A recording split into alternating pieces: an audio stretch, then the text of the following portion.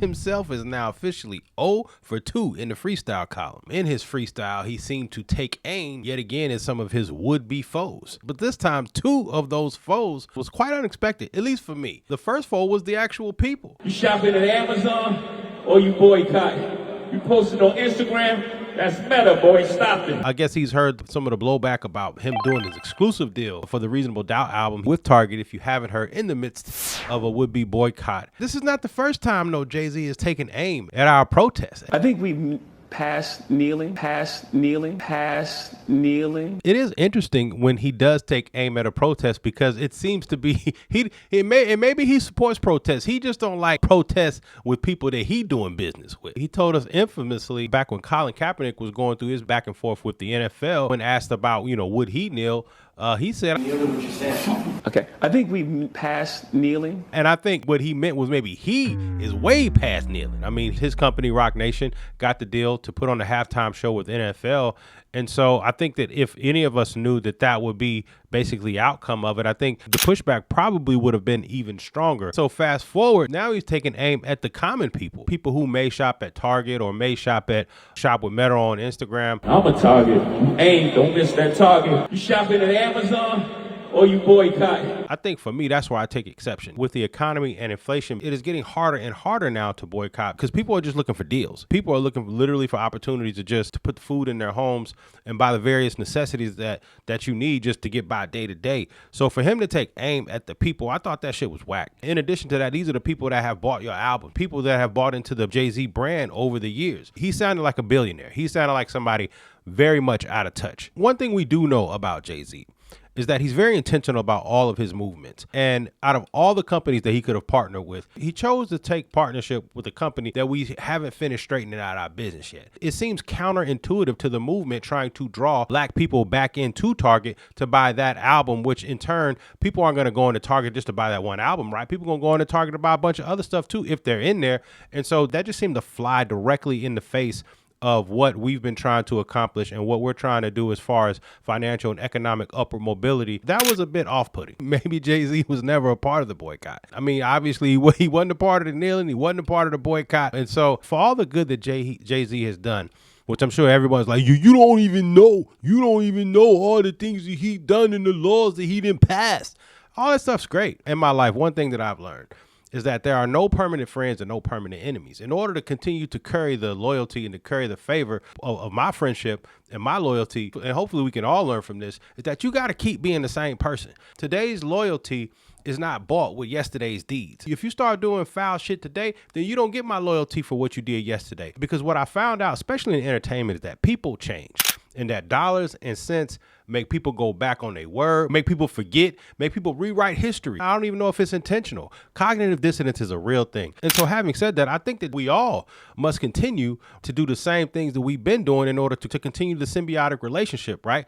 Jay-Z gets the support from Black America, which in turn increases brand equity, which he continues to leverage, right, with Target, with Rock Nation. So though he's not signing us, people continue to fuck with Jay-Z because of his brand, which seems beyond reproach. And the one thing that Jay-Z is acutely aware of is the optics, right? So it's interesting that he would do these things knowing that the optics at best would appear questionable. They say I sold out. I did sell out 3 nights. I sold Yankee Stadium the hell out. So when he starts talking about, they said I sold out. Yeah, I did sell out 3 nights in Yankee Stadium. That's a direct troll at us. And then he continues that trolling. We're talking about Meta, talking about Target. Then he takes it even a step further and goes at Kaepernick. They run out of characters, had to bring back up Kaepernick. Buddy took a check. I ain't even mad at him. But along with that check, got to sign a disparagement. This is a guy who gave up his entire career. This is on some Muhammad Ali, Kurt Flood, Jackie Robinson. This is a guy who actually laid it on the line with very little support. So going directly at Kaepernick to me is just reprehensible. Again, people saying you don't know all the things. It doesn't matter what I don't know. What matters is what I do know. To go at us publicly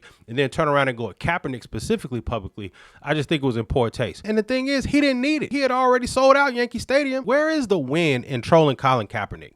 Where is the win in trolling the people that are actually trying to consolidate our economic power to increase our leverage so that we can bring about change? Where is the win in that? And if you mad at folks, that's cool. But in the interview with Complex, you just said you above all that. I'm fucking Jay-Z. In addition to that, now reports are coming out that Rock Nation was out here planting stories about Colin Kaepernick. Rock Nation was seeding negative stories about Colin Kaepernick during the time that he was really in traction with Jay-Z. For sure. I don't watch Van Lathan's show very often, if at all. I just see it in the clips. But what I do know is that he's a well-respected voice, and I know that he doesn't have a reason to lie. He didn't say Jay-Z did it, but at the same time, don't shit move in that building without Jay-Z knowledge, especially some shit like that. They're not planting stories or carrying negative stories about Colin Kaepernick without Jay-Z's approval. And then to turn around and have dinner with them folks. They're breaking bread with these people. So you're wondering who this guy is, right? Jared Kushner. Jay-Z, the king of optics. He has managed this shit to the T. He has managed to build an empire, which I admire. I admire Jay-Z, but hey, ain't nobody above a little criticism. Ain't nobody above a little what the fuck going on. And so, hey, man, we living in some strange ass times. They dropping like flies. Snoop out of there. Stephen A. He playing for the other side. Nelly, all these folks lending their celebrity, lending their voice. The list is growing, and Jay-Z is very well aware of his voice, his impact, what it means for him to say certain things. These things aren't done haphazardly. I'm gonna say this though.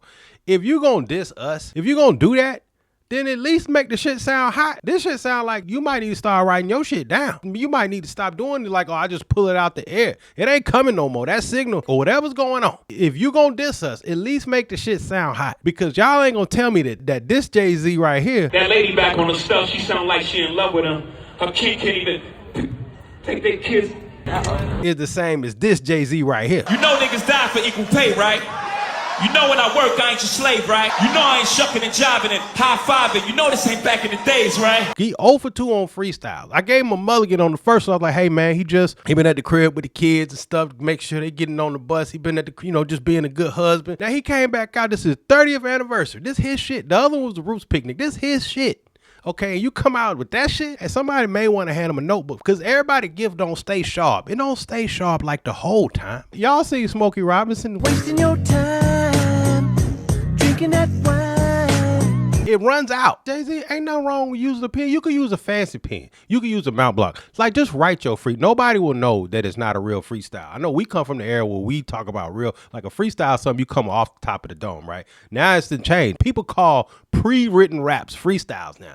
And so it's perfectly acceptable. Your reputation is so stellar with being a masterful freestyle stylist. You could just write your shit down and you need to rehearse it. You need to rehearse it. Like, that's what you did with the, like, why you didn't do it at the rehearsal? You should have done it at the rehearsal. You wonder why I do the freestyle rehearsal. Rehearse your raps. Or I do you one even better. Just play the hits, bro. Just play the hits. You don't even need the freestyle. People will lose their mind off of your catalog, the shit that you already got. Don't even worry about the freestyling no more. Because you're 0 for 2 now. You don't want to be 0 for 3. 5, 4, 3, 2, 1.